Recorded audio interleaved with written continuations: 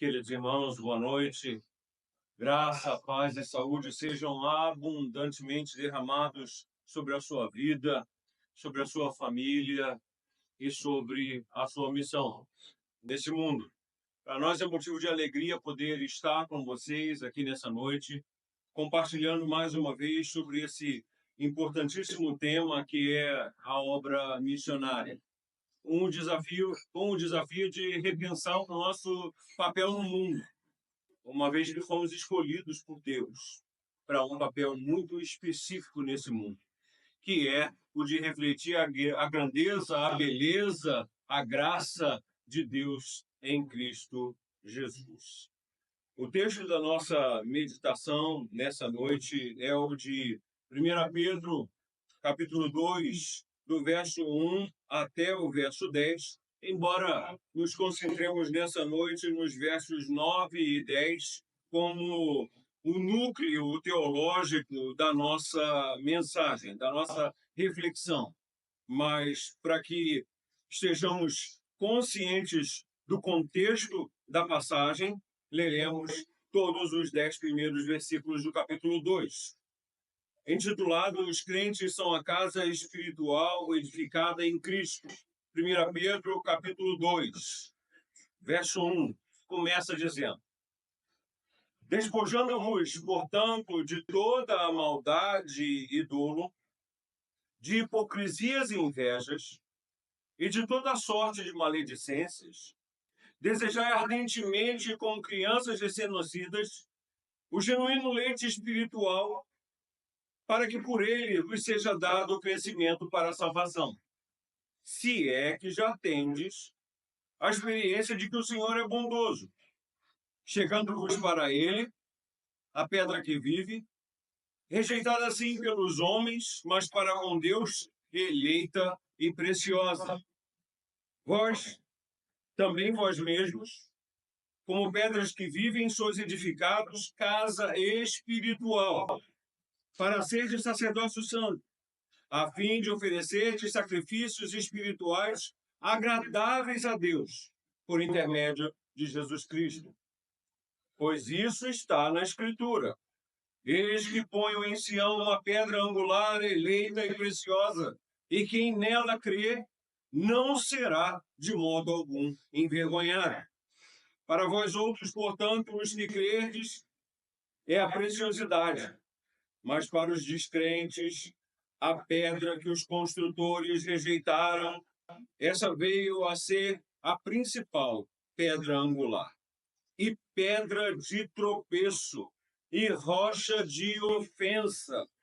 São estes os que tropeçam na palavra, sendo desobedientes para o que também foram postos.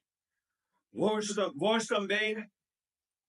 porém, sois raça eleita, sacerdócio real, nação santa, povo de propriedade exclusiva de Deus, a fim de proclamar-lhes as virtudes daquele que vos chamou das trevas para a sua maravilhosa luz.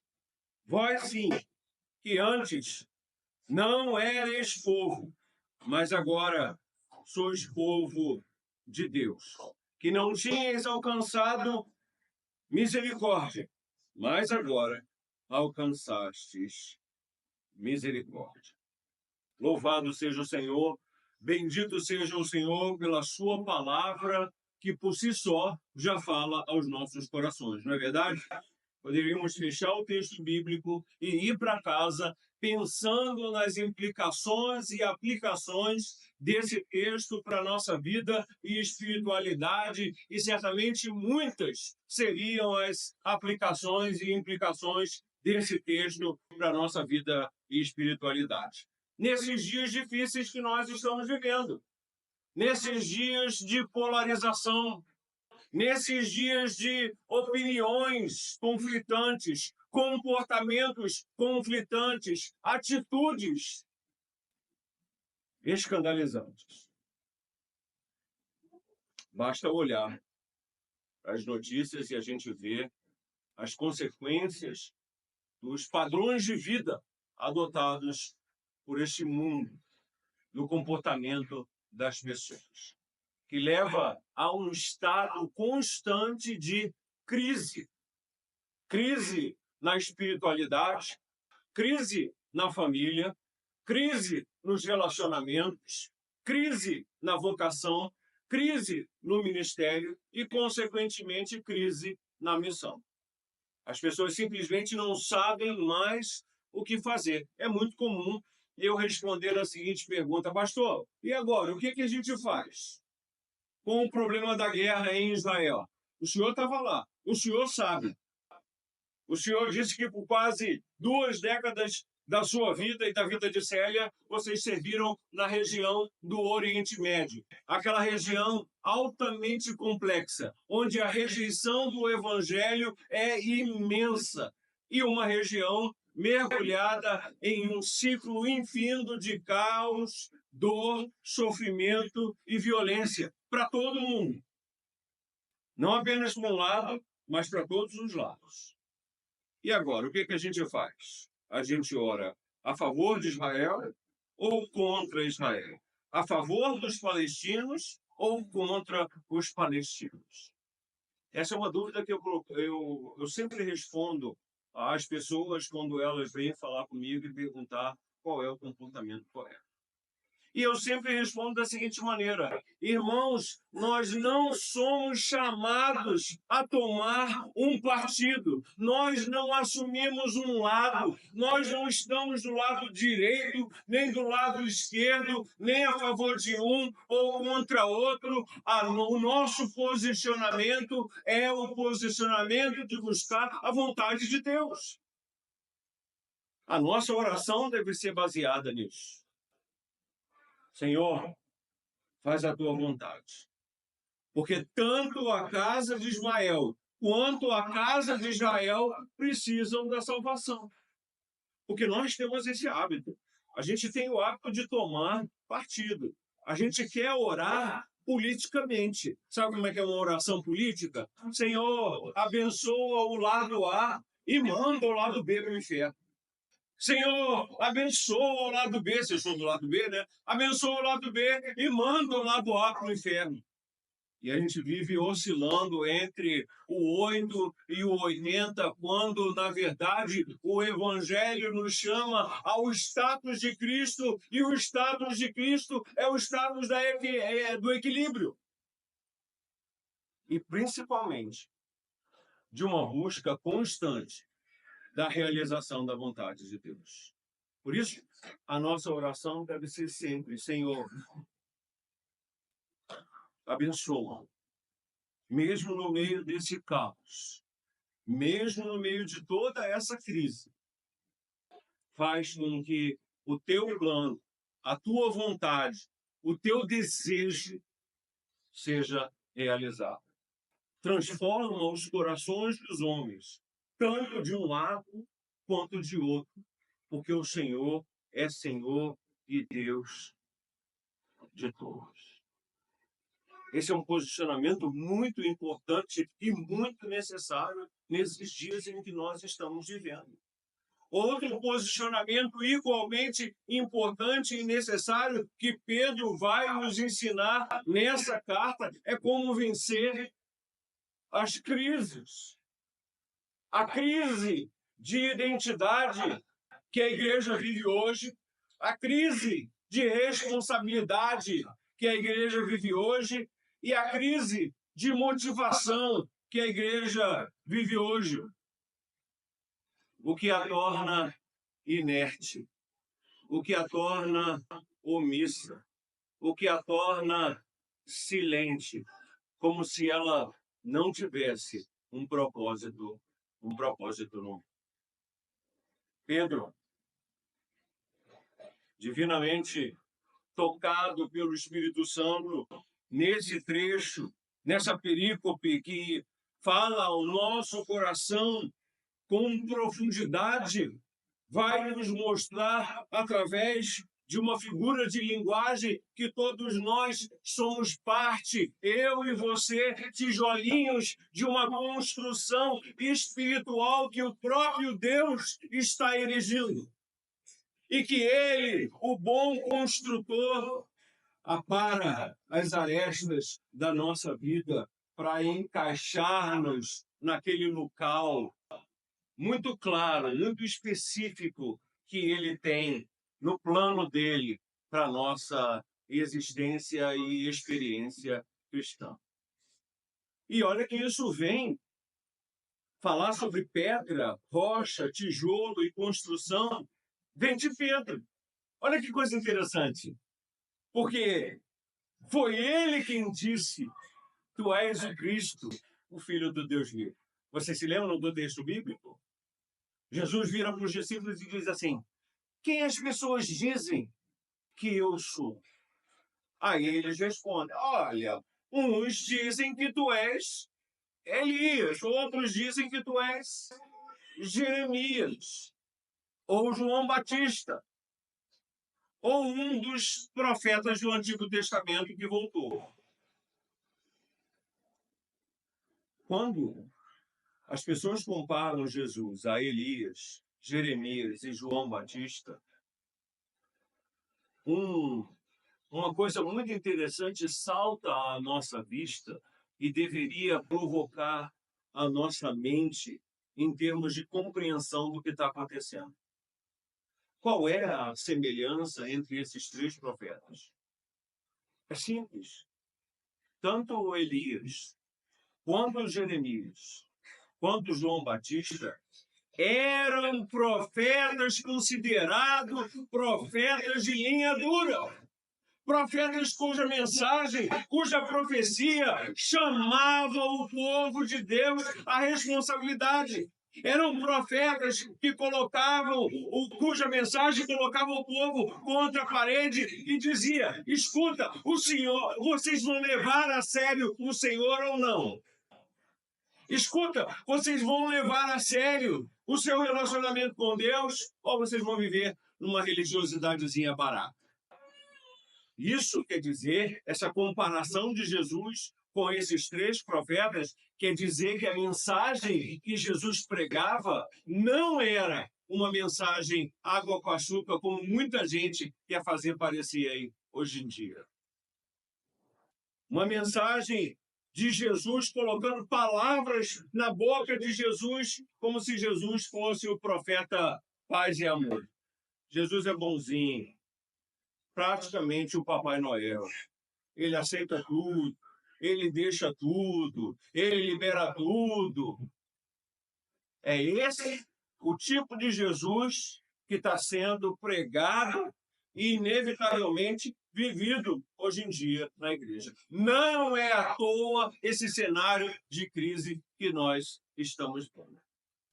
E aí Jesus pega e pergunta aos discípulos: e vocês? Quem vocês dizem que eu sou? E aí Pedro passa à frente e diz: tu és o Cristo, o Filho do Deus vivo. Ao que Jesus responde: bem-aventurado és tu, Pedro, porque não foi carne e sangue quem te revelou, mas o Espírito Santo de Deus. Em verdade te digo que tu és Petrus, e sobre esta pedra edificarei a minha igreja, e as portas do inferno não prevalecerão contra ela. Perceberam? Tu és Petrus, Pedro, fragmento de rocha, em grego. E sobre esta pedra, rocha basilar, rocha fundamental, pedra angular, ou como a gente diz na construção, na linguagem da construção no Brasil, sapata.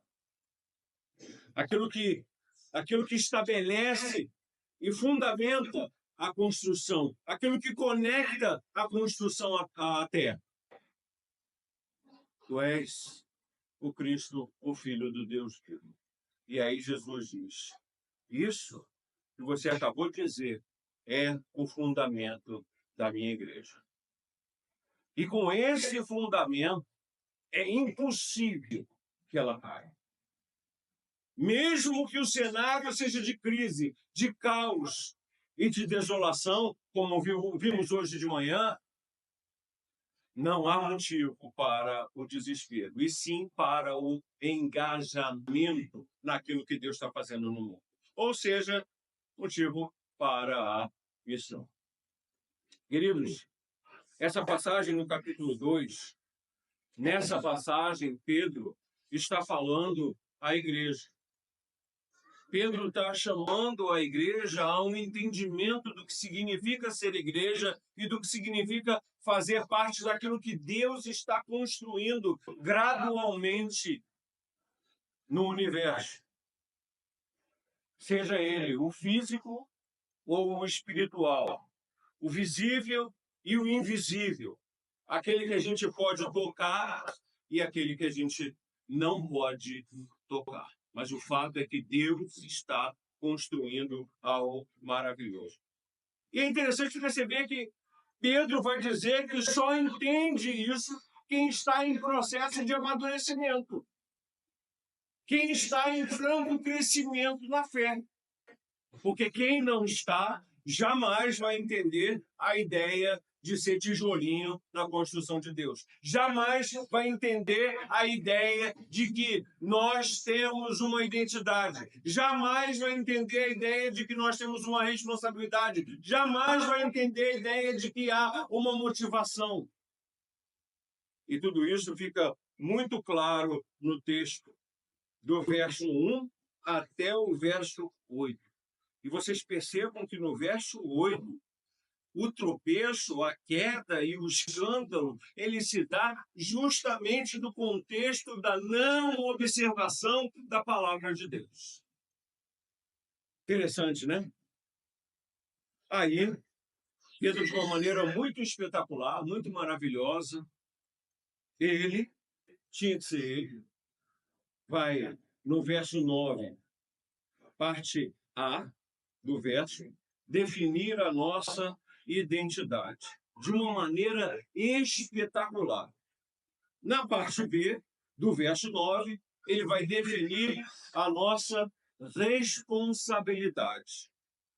E no verso 10, ele vai definir a nossa motivação. Então, nós temos nesses dois versos a resposta à crise de hoje em dia, a crise de identidade da igreja, a crise de responsabilidade da igreja e a crise de motivação da igreja. E nesses dois versos, apenas, eu e você somos redefinidos de uma maneira muito interessante, que a gente vai passar a explorar agora. A primeira característica de uma igreja que é relevante e não apenas mais uma no meio de uma multidão de igrejas, é uma consciência muito clara da sua identidade. Quem sabe quem é, sabe o que deve fazer e sabe para onde deve ir. E o oposto disso também é verdadeiro. Quem não sabe quem é, não sabe o que deve fazer. E muito menos sabe para onde deve ir ou por onde deve caminhar. Pedro vai dizer, na parte A do verso 9, vós, porém, sois raça eleita, sacerdócio real, nação santa e povo de propriedade exclusiva de Deus. Olha que coisa interessante. Eleição, sacerdócio, santidade e propriedade. Perceberam esses conceitos? Pois esses conceitos são os que definem e devem definir a sua identidade em Cristo Jesus. Porque eu gosto muito de pensar em Jesus como um mestre cortador de pedras. Aquele que apara as pedras, corta com precisão absoluta, para que aquela pedra, aquela rocha, aquele tijolo, ele atenda o propósito específico do construtor. Lá no Oriente Médio, as casas são construídas, hoje em dia, de alvenaria, assim como a nossa, de tijolo e cimento e telha e assim por diante. É muito parecido, mas antigamente não era assim. Antigamente as casas eram construídas de rocha, de pedra, pedra maciça. tem cada pedra lá que uma parte da parede é uma pedra de 50 centímetros de largura, por 50 centímetros de altura, por 1 metro, 1,5 metros de comprimento, como se fosse uma espécie assim de super tijolo. Mas é interessante perceber que esse é um método de construção muito caro. Por isso, não se usa esse método hoje em dia, a menos que você seja muito rico e queira impressionar a sociedade. Se você é muito rico, tem um terreno que olha para o mar Mediterrâneo, o terreno vale na região do Oriente Médio pela vista. Ele não vale pela geografia, ele não vale pelo Ocidente. No Brasil, a gente compra o terreno pelo acidente, pela geografia. Se o terreno for mais acidentado, ele é mais barato. Agora, se o terreno for mais plano, ele é mais caro. Porque num terreno mais plano, é mais fácil de construir. Já num terreno acidentado, um terreno de morro, um terreno de encosta, é mais difícil construir. Por isso, o terreno é mais barato. Mas já na região do Oriente Médio, não é esse o critério de avaliação para a compra de um terreno. É a vista. Pode ser a vista de uma montanha, a montanha com neve. No fim do ano começa a nevar, então o topo da montanha fica coberto de neve. Pode ser aquela montanha que faz a fronteira com Israel, o Monte Hermon. Uma vista do Monte Hermon, uma vista do Monte Hermon vale que é uma beleza. Uma vista do Pacífico, do Pacífico não, do Mar Mediterrâneo, depende da vista. E aí, você contrata um mestre cortador de pedras, um mestre construtor, e manda na montanha cortar um bloco enorme de 2 metros de altura, por 2 metros de largura, por 10 metros de comprimento. E aí corta-se aquela montanha daquela maneira, leva aquela pedra maciça, aquele pedaço de rocha maciço para o seu terreno e o caminhão joga lá. Aí o mestre, o cortador de pedra, começa a trabalhar. E ele vai cortando a pedra, as pedras, ele vai cortando e construindo os tijolos do jeito que ele sabe que eles vão se encaixar. E é tão interessante, os tijolos, as pedras, as rochas, são cortadas e se encaixam com tamanha precisão que você não precisa nem de argamassa. As casas são construídas sem cimento e ficam termicamente isoladas. É muito interessante. O efeito térmico é fantástico. Quando você entra numa casa de pedra, uma casa feita de rocha, quando no verão, do lado de fora, está muito quente, dentro de casa está fresquinho. E no inverno, quando do lado de fora está até nevando, dentro de casa fica quentinho. Porque uma casa construída de rocha, ela tem um efeito térmico. E aí a sociedade olha o homem trabalhando no seu quintal, no seu terreno, e o quanto custou o trabalho dele, e o quanto custou arrancar aquele pedaço de montanha para botar no seu terreno, para construir a sua casa no corte. Aí as pessoas lhe dizem, opa, aquele ali, o dono daquela casa ali tem dinheiro, o dono daquela casa ali é importante na sociedade. Então, pelo simples fato de construir uma casa de pedra, a pessoa ou a família já é automaticamente promovida na sociedade. E uma casa de pedra dura 200, 300 anos ou mais. Há construções naquela região do mundo que datam facilmente 500 anos, 1000 anos e assim por diante, porque foram construídas com pedra. Eu gosto de pensar na imagem de Jesus como um mestre, artífice, cortador de pedras, no qual ele é o especialista e nós somos as pedras. A rocha bruta, que ele vai cortar, ele vai aparar, ele vai tirar as arestas, ele vai modelar para então encaixar-nos nessa construção espiritual que Deus está fazendo, que Deus está erigindo. E para isso ele precisa trabalhar 3 áreas da nossa vida: identidade, responsabilidade e motivação. Para quê? Para nossa vivência missionária nesse mundo, ou para o cumprimento da nossa missão, ou até mesmo para não ser mais uma igreja no mundo. Ou você acha que Deus te chamou para ser mais um no mundo? Ali tem uma igreja presbiteriana, não sei o que eles fazem, não sei no que eles acreditam, mas eu sei que ele tem uma igreja. Não é essa a proposta. O objetivo de Deus é que a sua vida e a minha vida impacte a vida das pessoas. É pregar o evangelho sem falar do evangelho. Uma outra pergunta que eu respondo muito. Como é que faz, pastor, para pregar o evangelho numa região do mundo onde é proibido pregar o evangelho? E a gente diz, é simples, a gente vive o evangelho mais do que fala dele. E se você prestar atenção, essa não é uma prática só para missionários transculturais lá na região do Oriente Médio. Lá pode haver perseguição, mas aqui há tanto blá, blá, blá religioso que as pessoas estão cansadas. As pessoas querem ver algo mais na minha vida e na sua vida. Esse é o poder do Evangelho, de ganhar pelo exemplo, de ganhar pela vivência, de conquistar pelo pensamento, palavras e atitudes. Ou seja, uma proposta holística, uma proposta integral, um Evangelho que abranja todas as áreas da nossa vida.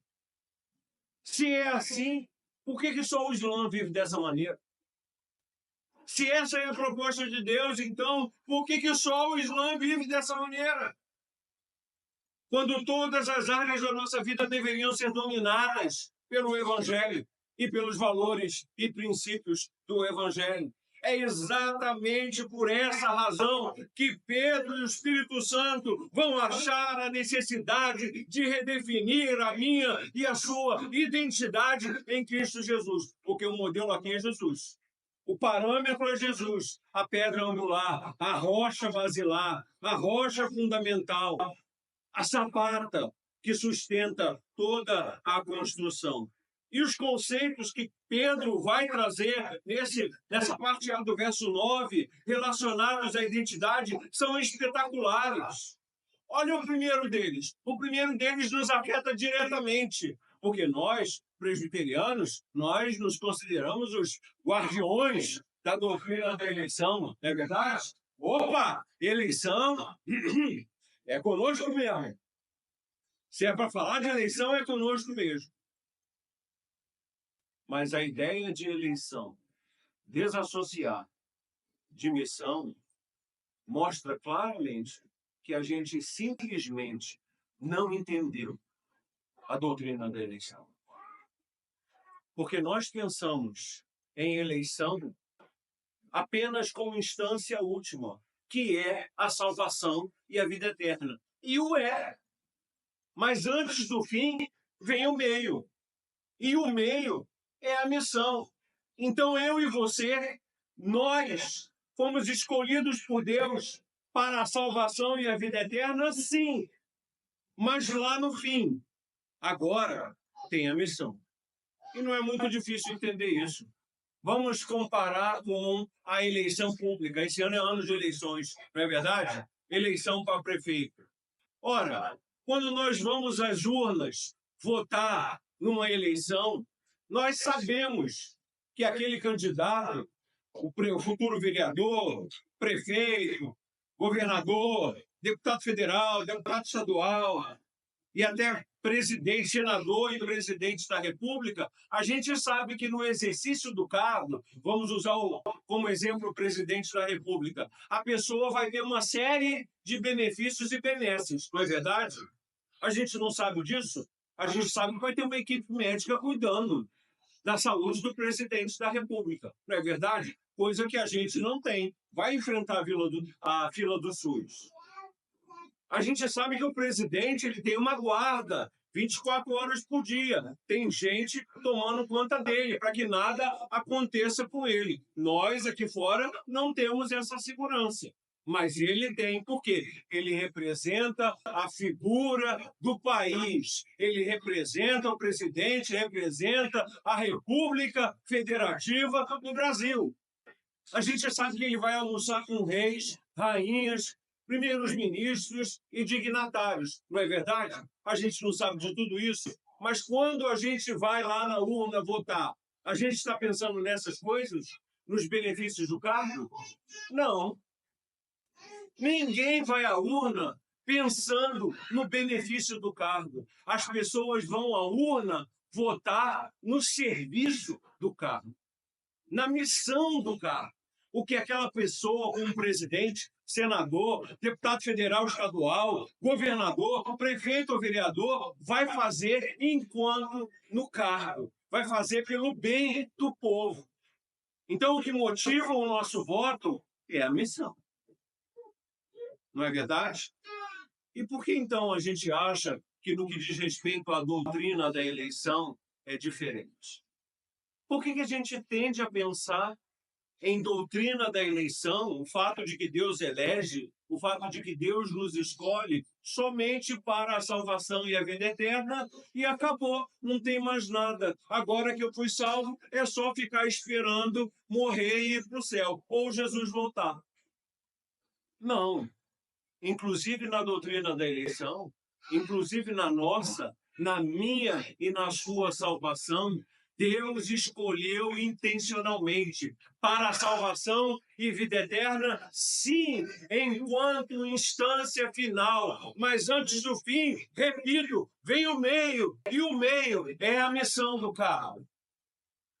E você vai ver que isso se prova logo mais na frente. O próprio texto vai mostrar a missão do cargo logo mais na frente, tanto na parte B do verso 9, quanto no verso 10. Olha outra característica que Pedro vai mostrar dessa nossa identidade ressignificada, remodelada, redesenhada por Deus em Cristo Jesus para a aplicação imediata à nossa vida. Vocês não apenas são uma raça eleita, um grupo de seres humanos tirado da humanidade para Deus e para a missão de Deus e para a salvação que Deus oferece. Vocês são também um sacerdócio real. Ou seja, vocês são sacerdotes que atendem na realeza, num reino, num novo padrão de vida, de comportamento, de atitude, de pensamento, de palavras e de obras. Nesse reino, vocês são um sacerdócio. E sabe o que isso quer dizer? Isso quer dizer que no Antigo Testamento o Espírito Santo estava apenas sobre 3 figuras: o rei, o sacerdote e o profeta. O rei para governar em nome de Deus e com a bênção de Deus e promover a paz e o bem para o povo. O sacerdote, qual era a missão dele? Era o de levar o povo à presença de Deus. O sacerdote era aquele que conduzia o povo à presença de Deus. E o profeta era aquele que trazia a palavra de Deus ao coração do povo. O que o texto está dizendo quando diz que você é sacerdócio real? O texto está dizendo que a sua missão de vida, a missão da sua eleição é levar o povo, é levar as pessoas à presença de Deus.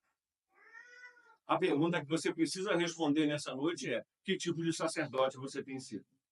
Um bom sacerdote que faz o seu trabalho, porque leva as pessoas à presença de Deus, pelo seu testemunho, pela sua fé, pelas suas convicções de fé, ou se você é um mau sacerdote, que apesar de ser sacerdote, não leva as pessoas à presença de Deus. A sua vida não aponta para Deus. A sua vida não aponta para Cristo. A sua vida aponta em inúmeras outras direções, menos na direção que Deus deseja, que é a direção de Cristo. Perceberam? Eleição e sacerdócio. 2 características da nossa identidade em Cristo Jesus. Agora vamos à terceira característica. Vocês são também uma nação santa, do mundo das nações, do mundo dos países. Deus escolheu vocês. Para quê? Para a santidade. Deus separou vocês. Deus deu a vocês uma nova perspectiva. Deus fez de vocês tabernáculo. Você faz ideia do quão sério isso é? Deus vindo morar em nós, na nossa vida, influenciando pensamentos, palavras e atitudes. Você percebe o quão revolucionário é essa santidade que nos está proposta? Essa santidade não é ir para a igreja todo dia. Essa santidade não é ler a Bíblia todo dia. Essa santidade é entender que você foi separado por Deus, para Deus e para um propósito muito maior do que você pode imaginar. Porque, como dissemos hoje de manhã e ontem à noite, Ele te escolheu antes da fundação do mundo. E isso não é qualquer coisa. Porque se Deus escolhe um terrorista, talvez ele fosse um crente melhor do que eu e você temos sido.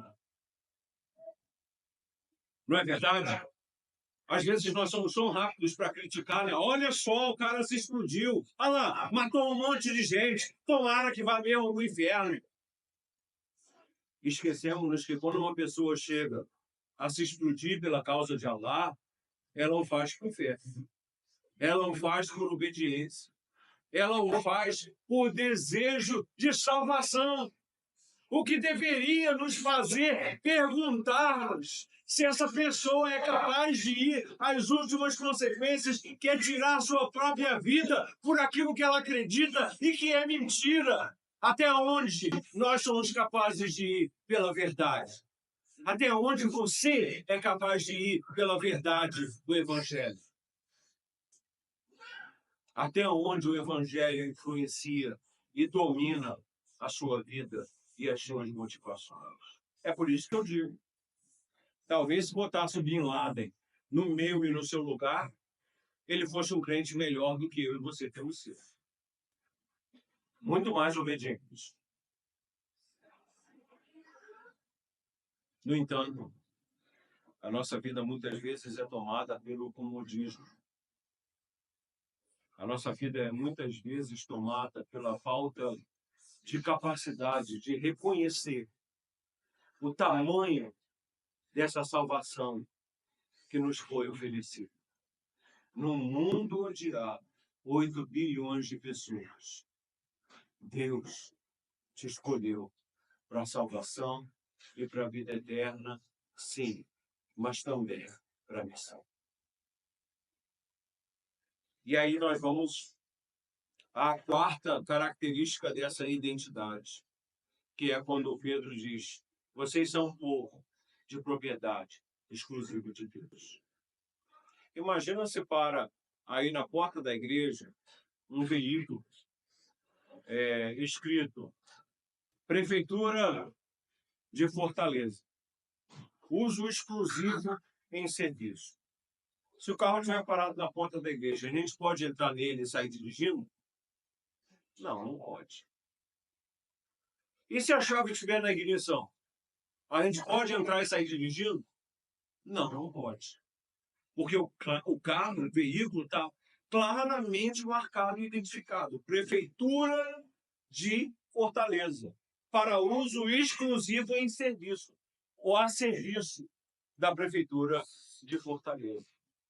O que você acha que o texto quer dizer quando diz, como a última característica dessa identidade, que nós somos um povo de propriedade exclusiva de Deus? É isso mesmo. Que nós fomos escolhidos e dedicados por Deus à missão dele. E qual é a missão dele? Se revelar ao homem entre todos os povos, raças, línguas, tribos e nações.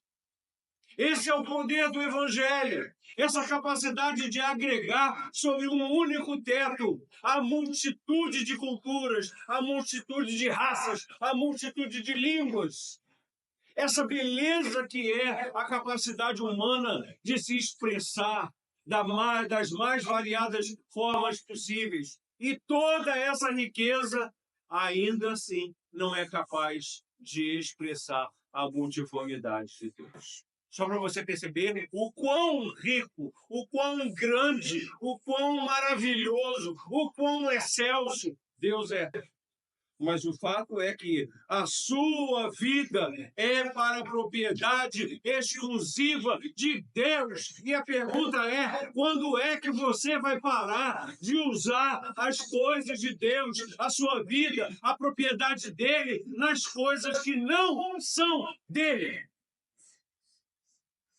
Nas coisas do seu interesse, nos desejos do seu coração, dos seus planos, dos seus sonhos.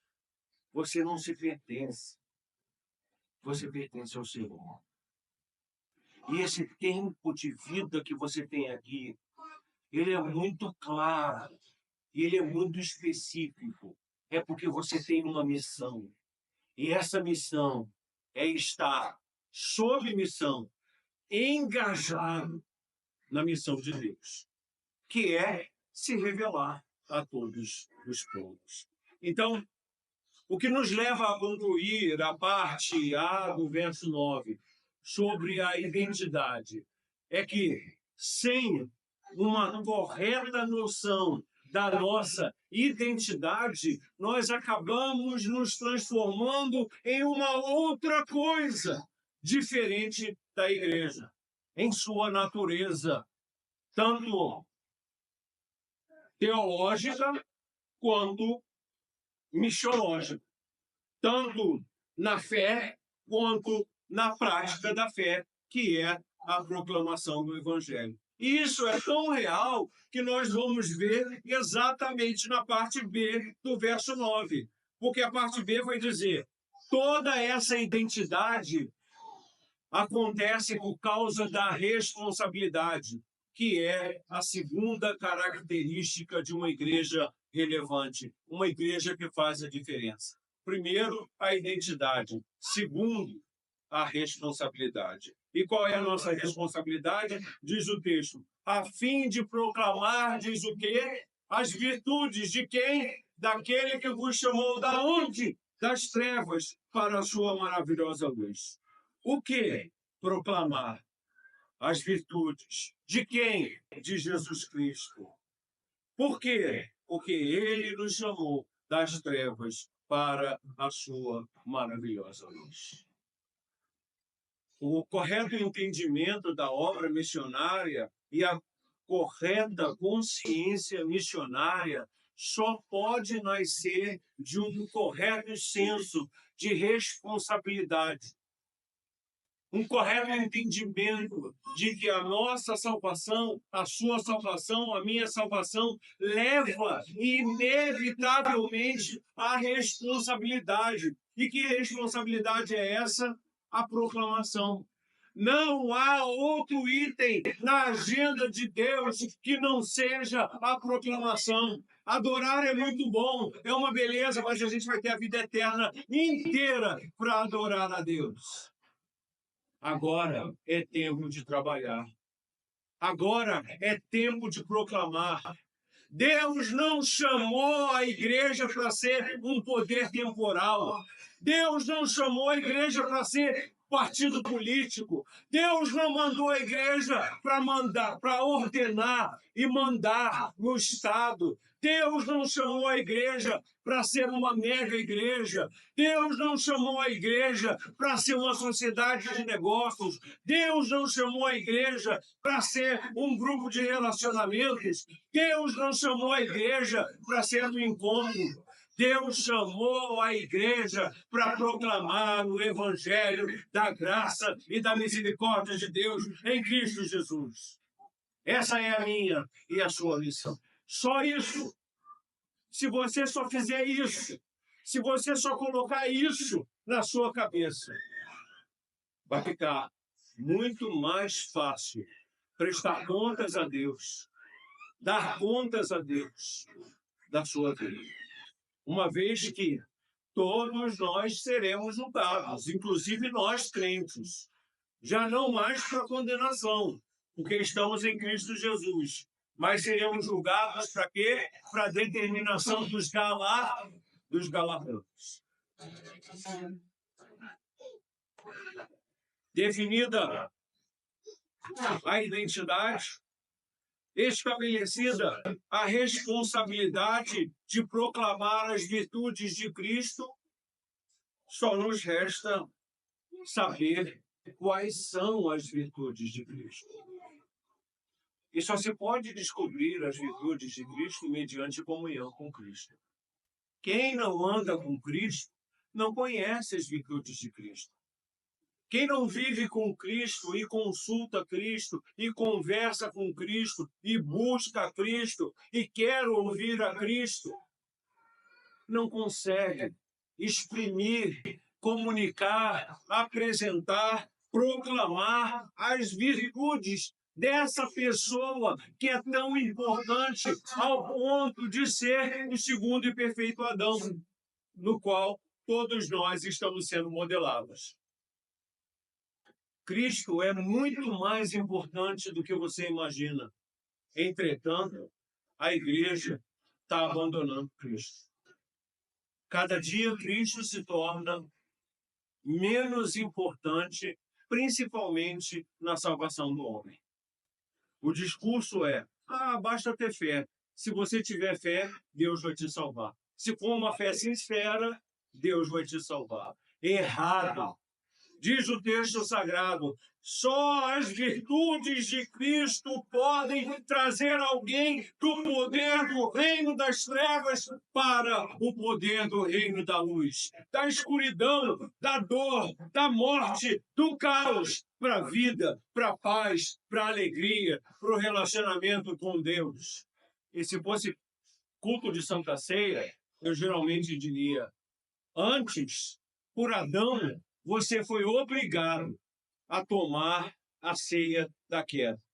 A ceia da morte, da destruição, do caos, da dor, da violência, da rebeldia e de tudo que há de ruim no mundo. Mas agora em Cristo, você é convidado a tomar a Santa Ceia, a ceia da redenção, a ceia do segundo e perfeito Adão, a ceia da vida, a ceia da paz, a ceia do amor, da justiça, da bondade, da longanimidade e de todas as demais manifestações do Espírito Santo. E aí eu diria, está vendo o quão privilegiados vocês são? Porque vocês estão participando dessa mesa bendita e abençoada, enquanto o mundo daria vida para participar dessa ceia, e eles não têm. Coisa que nós nem sempre sabemos apreciar ou valorizar. Cristo nos chamou das trevas para a sua maravilhosa luz. E isso quer dizer muito a respeito de quem nós éramos, a respeito de quem nós somos e a respeito de quem nós devemos ser em Cristo Jesus. E agora, definida a responsabilidade, nós temos toda a motivação, identidade, responsabilidade e motivação de uma igreja relevante nesses dias. Verso 10. Vós sim que antes não eres povo, mas agora sois povo de Deus. Não tinhas alcançado misericórdia, mas agora alcançastes misericórdia. Vocês não eram um povo, vocês eram uma coisa largada no meio do caminho, sem identidade, sem propósito, sem vida, sem paz, sem esperança, sem alvos, sem objetivos, sem meta, sem uma missão. Mas Cristo entrou na sua vida e mudou tudo isso. Vocês não eram, mas agora vocês são povo de Deus. E não há privilégio maior nesse ou em qualquer universo paralelo, se existir, do que ser povo de Deus. Não tinhas alcançado misericórdia, mas agora alcançastes misericórdia. Nesse momento, de uma maneira quase que mágica, de uma maneira espetacular, o próprio Deus elege e edifica Pedro agora como o apóstolo da misericórdia. Se antes em Paulo nós tínhamos o apóstolo da graça, agora em Pedro nós temos o apóstolo da misericórdia, porque a amarração disso tudo Pedro faz, não na graça, mas na misericórdia. Perceberam? Tudo isso não por causa da graça, mas por causa da misericórdia. Você sabe qual é a diferença de graça e misericórdia? Graça é quando Deus nos dá aquilo que nós não merecemos. Por exemplo, a salvação e a vida eterna, a família da fé, a igreja presbiteriana de Monte Castelo. Tudo isso é obra da graça de Deus, porque você não merece nada disso. Você merece a morte e o inferno, porque é pecador. A misericórdia é o oposto da fé. É quando Deus não te dá aquilo que você merece, que é o justo castigo pelos seus pecados.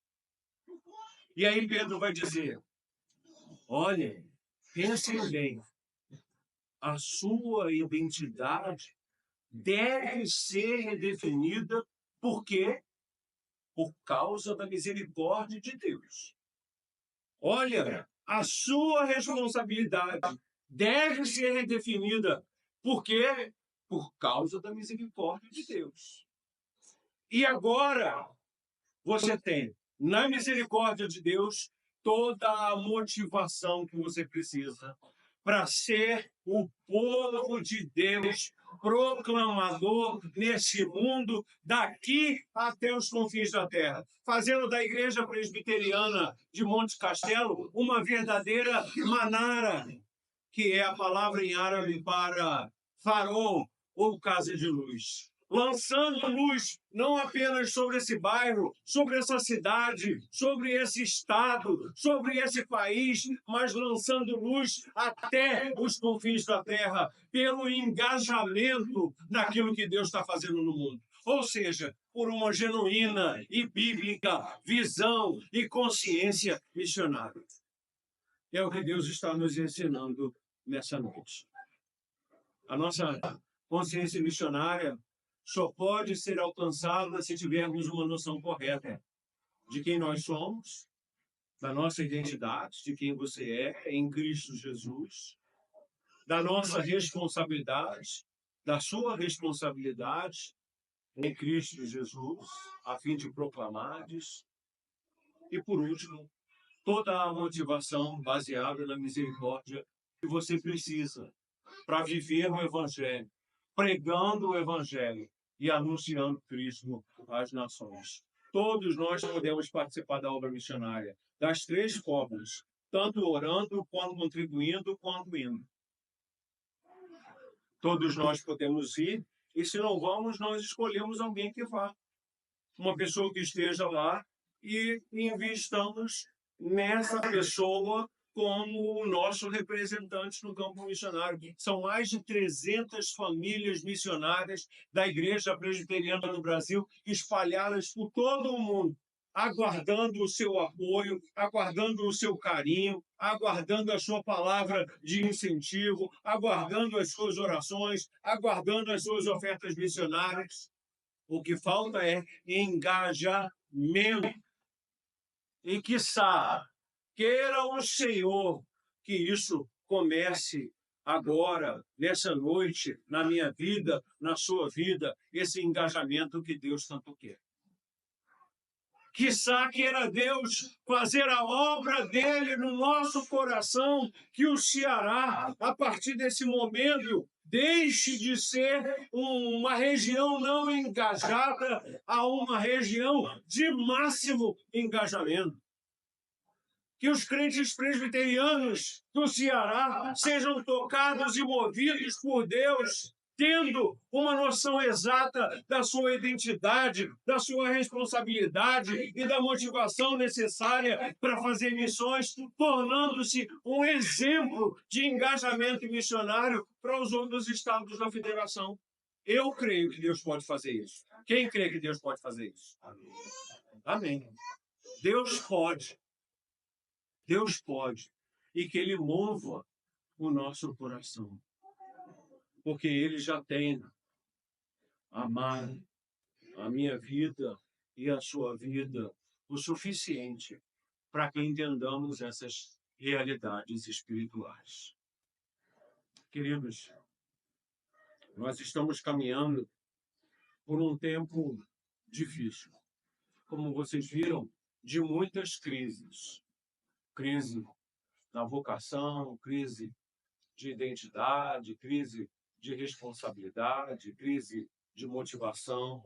Mas esse texto, tal como exposto para nós essa noite, responde a cada uma dessas crises e baseado na palavra do Senhor, que é a grande respondente de todos os nossos questionamentos. Deus tem feito uma coisa maravilhosa na Igreja Presbiteriana do Brasil nesses últimos 24 anos. Desde a transformação da Junta de Missões Estrangeiras em APMT, Agência Presbiteriana de Missões Transculturais, nós temos visto um contínuo crescimento da visão missionária, da consciência missionária na Igreja Presbiteriana do Brasil. Nós, eu e a Célia, no desenvolvimento do projeto Gaia, que é um projeto de visitação às igrejas para conscientização, divulgação, mobilização e treinamento de missões, precisamos muito das suas orações. Precisamos muito do seu apoio. Precisamos muito do seu engajamento para continuar fazendo esse trabalho, visitando tantas igrejas quando pudermos, a fim de procurar mostrar-lhes que Deus tem uma vocação e um coração missionário para ser despertado na Igreja Presbiteriana do Brasil. O que nós precisamos fazer é vestir a camisa. Foi essa igreja onde Deus nos plantou. É essa igreja onde Deus quer nos ver crescer e prosperar. Foi para cá que o Senhor nos trouxe. E é aqui que Ele tem investido na nossa vida. Vamos trabalhar para que isso aconteça. Vamos trabalhar enquanto nós temos tempo. Vamos engajar-nos naquilo que Deus está fazendo no mundo. E como o pastor disse na oração, que não seja um mero envolvimento com a obra missionária do Senhor, mas que seja compromisso. E para mim não tem melhor maneira de explicar a diferença entre envolvimento e compromisso do que o general MacArthur, norte-americano, que na Segunda Guerra Mundial disse aos seus soldados: senhores, estamos em um tempo, em um momento crucial da história da humanidade. Desse momento, só podem haver dois resultados: vitória ou derrota. E nós seremos vitoriosos. Sabe por quê? Eu vou ensinar para vocês agora a diferença entre envolvimento e compromisso. E eu vou usar como exemplo o típico café da manhã norte-americano. Bacon com ovos. Senhores, a galinha se envolveu com o café da manhã, porque ela deu os ovos. Mas o porco, ele se comprometeu com o café da manhã, porque ele deu a vida. Se ele não tivesse morrido, não tinha bacon. E essa guerra só pode ser vencida se nós estivermos absolutamente comprometidos com a causa da liberdade, da justiça e da paz entre todos os homens. E olha que interessante, os aliados venceram a guerra. Nós também estamos numa guerra espiritual, uma guerra para resgatar vidas do mundo islâmico, do mundo budista, do mundo hindu, do mundo shintoísta, do mundo secularista. E essa guerra só pode ser vencida com compromisso. Que o Senhor nos capacite a esse compromisso como resposta aos desafios que Ele fez para nós nessa noite, a partir da palavra dele. Não seja mais um. Não se contente com um pouco. Viva a sua missão e o propósito para o qual Deus te elegeu. Você tem uma nova identidade em Cristo Jesus. Você tem uma responsabilidade ou uma missão em Cristo Jesus. E você tem toda a motivação que você precisa para viver essa identidade em ou na missão que Deus te deu. Que o Senhor nos abençoe. Vamos orar? Senhor, nós te agradecemos pela tua palavra abençoada, abençoadora e certamente uma palavra desafiadora. Senhor, nós colocamos a nossa vida nas tuas mãos e pedimos que o Senhor nos ajude a responder à tua palavra. Fomos desafiados por ela a sair da nossa zona de conforto e nós te agradecemos por isso. Obrigado, Senhor. Obrigado porque nós não estamos em uma daquelas igrejas onde o púlpito é usado para contar piada e o pastor se parece mais com um palhaço do que com um servo do Senhor comprometido com as Sagradas Escrituras. O fato de não estarmos numa dessas igrejas que fizeram do culto um projeto de entretenimento mostra para nós que o Senhor nos leva tão a sério quanto nós levamos o Senhor a sério. E é por isso, Senhor, que nós pedimos que o Senhor continue a nos desafiar. É isso que nós queremos. Eu e os meus irmãos, sermos tocados pelo Senhor e que o Senhor faça conosco aquilo que o Senhor fez com o teu servo Abraão. Sai da tua tenda. Olha para a imensidão das estrelas no céu. Assim será a tua descendência. E o que nós queremos ouvir do Senhor é: sai da tua tenda, olha para a imensidão das estrelas no céu. Entenda que esse será o seu campo de trabalho missionário. O mundo das nações. O mundo dos não alcançados pelo Evangelho. O mundo dos menos alcançados pelo Evangelho. Nós te pedimos nessa noite que o Senhor não nos permita e sejamos acomodados. Nós te pedimos nessa noite que o Senhor não nos permita que sejamos enganados pelo diabo e que aceitemos a ideia de que o nosso lugar é nesse mundo e não com os olhos na eternidade. Abre, Senhor, os nossos olhos. E nós te pedimos em nome de Jesus que o Senhor nos faça entender o quão privilegiados nós somos por ter o Senhor compartilhando conosco os sonhos do teu coração, os planos e desejos do teu coração, de salvar gente dentre todos os povos, raças, línguas, tribos e nações. Senhor, Eu acredito num avivamento de que Deus pode, e que o Senhor Deus pode fazer da Igreja Presbiteriana de Monte Castelo uma casa de oração para todos os povos. Um lugar da onde as nações são abençoadas. Um lugar da onde obreiros são enviados. Um lugar da onde tanto o mundo físico e o mundo espiritual têm conhecimento de que essa não é só e mais uma igreja no meio de uma multidão de igrejas, mas que é uma igreja que o Senhor estabeleceu.